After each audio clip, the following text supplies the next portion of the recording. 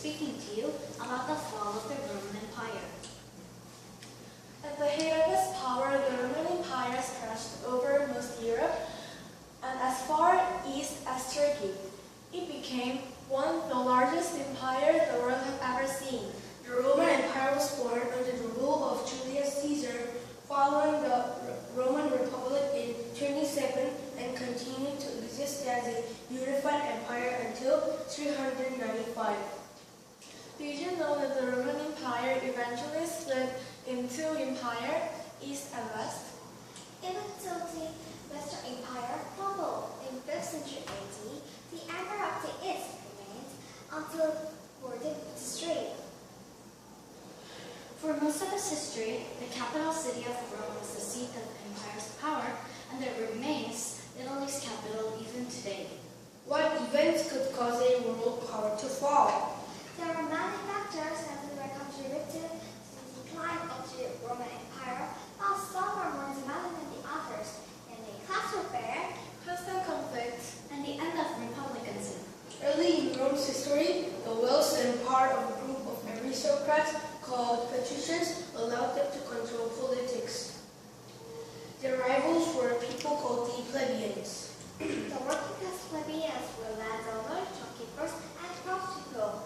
While the plebeians were away at work, the patrician class used their power in the government to lay claim to the abstract plebeians' concerned lands. when they returned, the world had been turned upside down.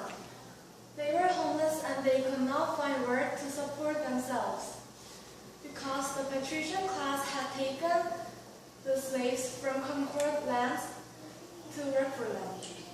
This eventually led to a successful open revolt against the aristocrats, but money remained the absolute power. Even emperors had reasons to fear the wealth of the aristocrats. Unpopular emperors often found that their lives cut short. 22 Roman emperors were assassinated. The very first Roman emperor, Julius Caesar, was assassinated. Can you guess how long he was an emperor? 1 year. Roman Imperial government wasn't the only thing that was constantly changing.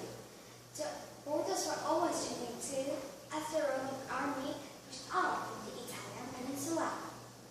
The Romans spread north, south, east, and west. They fought against barbarians and other empires. The more they fought, the more enemies they made, and their troops would go farther and farther from the capital.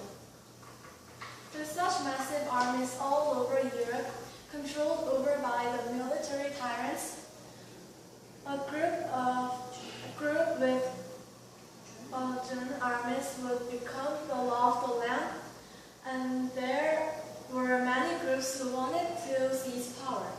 Rome was no longer in control of its armies. The barbarians and the empires of the East must have seen this as a great opportunity. Although the Romans took in a great deal of Greek culture into their own, they forgot an important saying: United we stand, divided we fall. As an empire, the Romans was almost unstoppable force.